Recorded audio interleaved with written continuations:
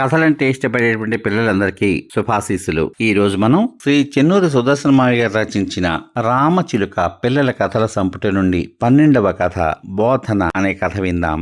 ఆరాధ్య teacher మనసులో అదే సంఘటన పదే పదే గుర్తుకొస్తోంది. ఆవేదనతో 6వ తరగతి గదిలో ఆమె అడుగుపెట్టింది. పిల్లలంతా లేచి ఆమెకి నమస్కారం చేశారు. ఆరాధ్య వారందరికీ తిరిగి అభివాదం చేసి అందర్నీ కూర్చోమంది.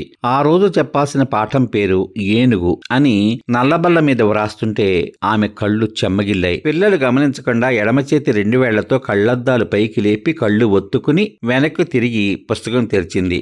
ఆ తరగతి గదిలో సుమేధ చాలా చురుకైన విద్యార్థిని. టీచర్ గారు బాధపడుతున్నట్లు ఆమె గమనించింది.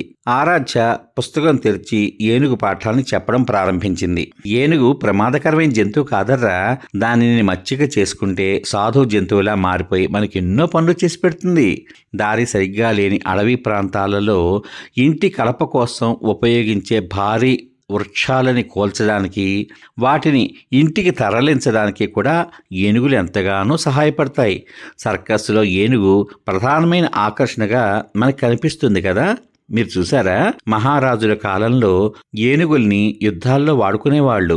దేవతల కాలంలో కూడా ఏనుగుకి ఎంతో ప్రాముఖ్యత ఉంది. క్షీరసాగర మథనం జరిగినప్పుడు పుట్టిన తెల్లని ఏనుగు దేవేంద్రుని యొక్క వాహనం.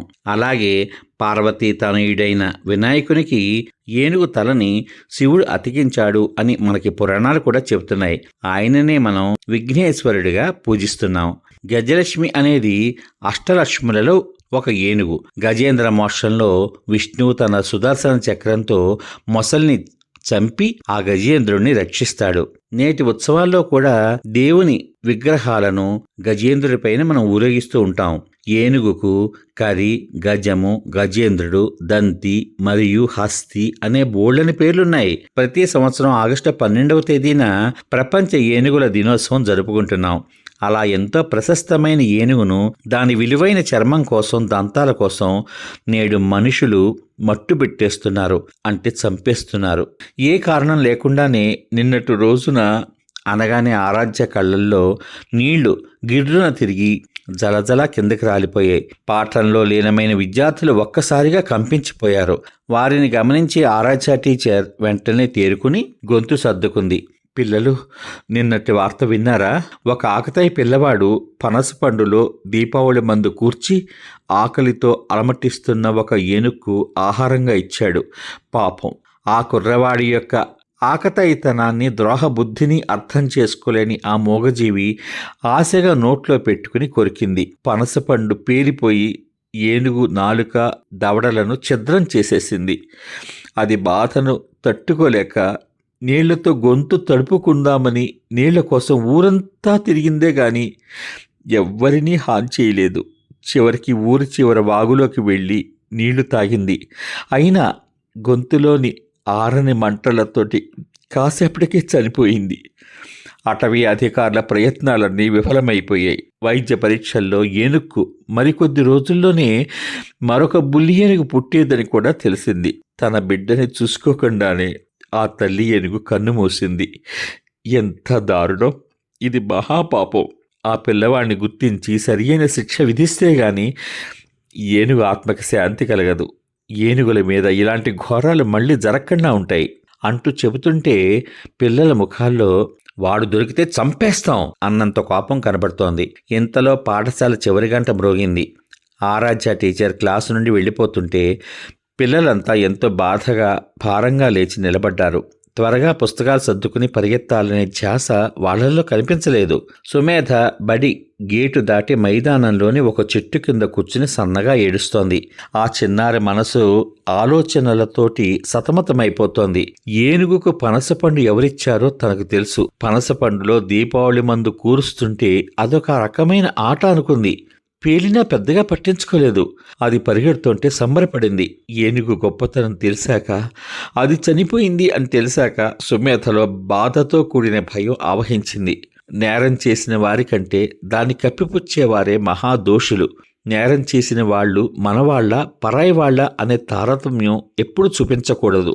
ప్రహ్లాదుడు తన తండ్రి చేసిన చెడ్డ పనులను సహించలేకే దైవాన్ని ప్రార్థించి తన తండ్రినే శిక్షించేలా చూశాడు అని చెప్పే ఆరాధ్య టీచర్ నీతి బోధలు జ్ఞప్తికి వచ్చి సుమేధ ధైర్యాన్ని కూడగట్టుకోసాగింది.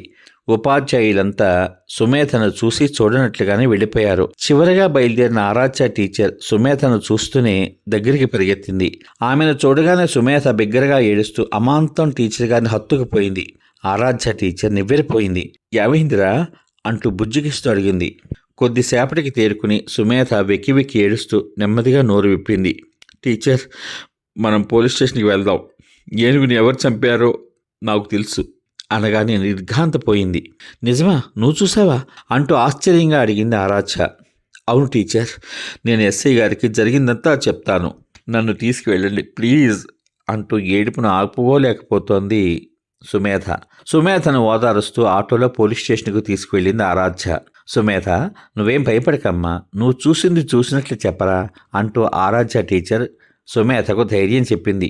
ఎస్ఐ గారు, పరసపడ్డులో దీపావళి లక్ష్మీ బాంబు పెట్టి ఏనుగు ఇచ్చింది ఎవరో కాదు, కాలేజీలో చదివే మా అన్నయ్యే. నేను మా అమ్మగారి సెల్ ఫోన్తో కొన్ని ఫోటోలు వీడియోలు కూడా తీశాను అంటూ సాక్ష్యాధారాలతో సహా చెబుతుంటే ఆరాధ్య మ్రాన్పడిపోయింది. శభాష్ సుమేధ, నీ వంటి వాళ్లేనమ్మా ఈ దేశానికి కావాల్సింది. స్వంత అన్నయ్య అని కూడా చూడకుండా నేరస్తుడిని పట్టిస్తున్నావు అంటూ సుమేధ ధైర్యాన్ని మెచ్చుకుంటూ, టీచర్, మీ బోధనలతోటి పిల్లల్ని తీర్చిదిద్దుతున్నందుకు మీకు నా హృదయపూర్వకమైన అభినందనలు అంటూ 2 చేతులా నమస్కరించాడు ఇన్స్పెక్టర్. సమాప్తం. ఇంతవరకు మీరు శ్రీ చెన్నూరి సుదర్శన మావయ్య గారు రచించిన బోధన కథ విన్నారు. అబ్బా, ఎంత బాగుందో కదా ఈ కథ. నిజమే, ఇది నిజంగా జరిగిన సంఘటన. ఇలాంటి సంఘటనల్ని ధైర్యంగా చెప్పగలిగేటువంటి విద్యార్థులు ఈ సమాజంలో ఉండాలి అంటే ఉపాధ్యాయుడు అంత నిబద్ధతతోటి ఆ విద్యార్థులకు బోధించాలి. ఉపాధ్యాయుడు బోధించిన ప్రతి అంశాన్ని విద్యార్థులు నిజాయితీగా నేర్చుకున్న నాడు సుమేధ లాంటి విద్యార్థులు ఈ సమాజానికి భావి భారత పౌరులే కాదు, ఈ దేశాన్నే ముందుకు నడిపించేటువంటి ముఖ్యమైన వ్యక్తులుగా తీర్చిదిద్దబడతారు. ఇంత మంచి కథ అందించినటువంటి శ్రీ చెన్నూరు సుదర్శన మావయ్య గారికి మన యొక్క హృదయపూర్వకమైనటువంటి కృతజ్ఞతాభివందనాలు తెలియజేసుకుంటూ, రేపటి భాగంలో వారు రచించిన 13వ కథ అమ్మ సంతకం అనే కథ విందాం. ఈ కథ కనుక మీకు నచ్చినట్లయితే మీ స్నేహితులకు, మిత్రులకు అందరికీ ఈ కథను షేర్ చేసి ఈ కథ మీద వీడియో కింద చక్కని కామెంట్ పెట్టండి. మంచి విషయాల్ని 10 మందికి పంచుకుంటే మన మనసు మరెన్నో మంచి విషయాల్ని నేర్చుకోవాలని ఆతృత పడుతుంది. ఆ ప్రయత్నం మీరు చేస్తారని ఆశిస్తూ, సర్వే జన సుఖినో భవంతు. శుభమస్తు. స్వస్తి.